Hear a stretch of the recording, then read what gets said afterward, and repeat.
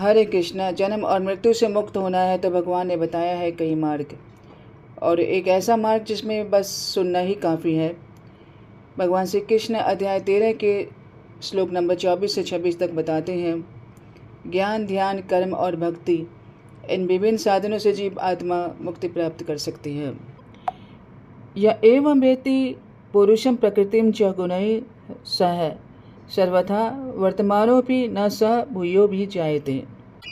जो व्यक्ति प्रकृति, पुरुष और प्रकृति के गुणों की आपसी क्रिया को समझ लेता है, उसे पुनर्जन्म नहीं लेना पड़ता। उसकी वर्तमान स्थिति चाहे जैसे भी हो, वह अंततः मुक्त हो जाता है। अब प्रश्न उठ सकता है कि इतने सारे तत्वों को सीखने की क्या आवश्यकता है।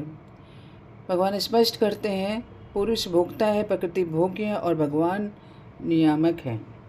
जो इस संबंध को ठीक ठीक समझ लेता है, वह चाहे किसी भी आश्रम में हो, किसी भी अवस्था में हो, फिर जन्म मृत्यु से के बंधन में नहीं फंसता। जब हम जान लेते हैं कि मैं कौन हूँ, प्रकृति क्या है और मुझे क्या करना चाहिए, तो स्वाभाविक ही भगवान के शरणागत होकर उनकी भक्ति करने लगते हैं हम। क्योंकि जीव भगवान का अंश है, और जब जीव भगवान की सेवा करता है तो निश्चय ही मुक्त हो जाता है। ऐसा व्यक्ति केवल स्वयं ही मुक्त नहीं होता, बल्कि उसके संग में आने वाले अन्य बंधे में जीव भी उसकी कृपा और शिक्षाओं का पालन करके मुक्ति की ओर बढ़ जाते हैं।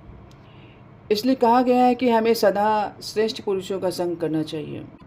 ध्यानेनात्मने पश्यन्ति केचिदात्मानमात्मना अन्ये सांख्येन योगेन कर्म योगेन चापरे। श्री भगवान कहते हैं, बंधा हुआ जीव जन्म और मृत्यु के चक्र से कैसे मुक्त हो सकता है, इसके लिए कई साधन बताए गए हैं। कुछ साधक ऐसे हैं जो ध्यान योग के द्वारा अपने मन को स्थिर करके अपने भीतर की परम सत्य का साक्षात्कार कर लेते हैं। कुछ दूसरे साधक हैं जो ज्ञान योग यानी सांख्य के अनुशीलन से आत्मा और परमात्मा का भेद समझते हुए अंत परमात्मा को देख लेते हैं। और कुछ ऐसे हैं जो निष्काम कर्मयोग का अनुसरण करते हैं, अपने कर्तव्यों को भगवान को अर्पित करके अपने भीतर परमात्मा का अनुभव कर लेते हैं। इसी प्रकार अष्टांग योग का आश्रय लेने वाले साधक भी समाधि के द्वारा परमात्मा का दर्शन कर लेते हैं। अर्थात भगवान की प्राप्ति के लिए विभिन्न साधनाओं का वर्णन इन श्लोकों में किया गया है। विशेषकर इस श्लोक में 4 साधन बताए गए हैं, ध्यान योग, ज्ञान योग, कर्म योग और अष्टांग योग। जो भी मार्ग अपनाए, अंतिम लक्ष्य एक ही है, भगवान का साक्षात्कार और मुक्ति की प्राप्ति। अन्येत्वेवम् अजानन्तः श्रुतवान् ये उपासते तेऽपि चाति तरन्त्येव मृत्युं श्रुतिपरायणः। भगवान कहते हैं, कुछ लोग आध्यात्मिक ज्ञान से पूरी तरह अवगत नहीं होते, फिर भी वे दूसरों से परम पुरुष के विषय में सुनकर उसकी उपासना में लग जाते हैं। ये लोग भी मुक्ति की ओर अग्रसर होते हैं, क्योंकि उन्होंने श्रवण की मानसिकता पाई है। श्रवण करना ही भगवान की भक्ति है। यहाँ अन्य से आशय है कि भगवान के भक्तों से जो हमें सच्चा मार्ग दिखाते हैं, शुद्ध भक्तों का संग इतना प्रभावशाली होता है कि जिनके हृदय में भक्ति का बीज नहीं है, उनके हृदय में भक्ति का बीज बो देते हैं। केवल बीज ही नहीं, बल्कि उसकी सिंचाई भी कर देते हैं। और सूर्य के प्रकाश की तरह भक्तों का संग उन्हें धीरे धीरे प्रकाशित करता है। ऐसा उदाहरण है श्रील प्रभुपाद जी का, जिन्होंने अमेरिका में भगवत भक्ति का प्रचार किया।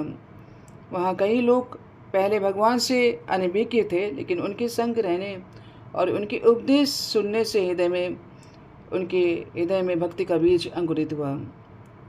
बंधा हुआ जीव जो लगातार अपने मनमाने कर्म करता है, लेकिन जब भक्तों के संग आता है तो उसके जीवन में नियमितता और अनुशासन आ जाता है। जैसे डॉक्टर हमें बताते हैं कि क्या खाना है, क्या नहीं खाना है, क्या करना है, क्या नहीं करना है, वैसे साधु हमें मार्गदर्शन देते हैं, कैसे उठना है, जप करना है, मंगल आरती में जाना, भागवत सुनना आदि। यदि हम इस नियमितता को स्वीकार कर लेते हैं तो भले ही हमें शुरुआत में अच्छा नहीं लगे, लेकिन निश्चित रूप से हम भगवान के धाम की प्राप्ति करेंगे। आगे के श्लोक में भगवान इस जन्म मरण के कारण और उसके समाधान के बारे में बताते हैं।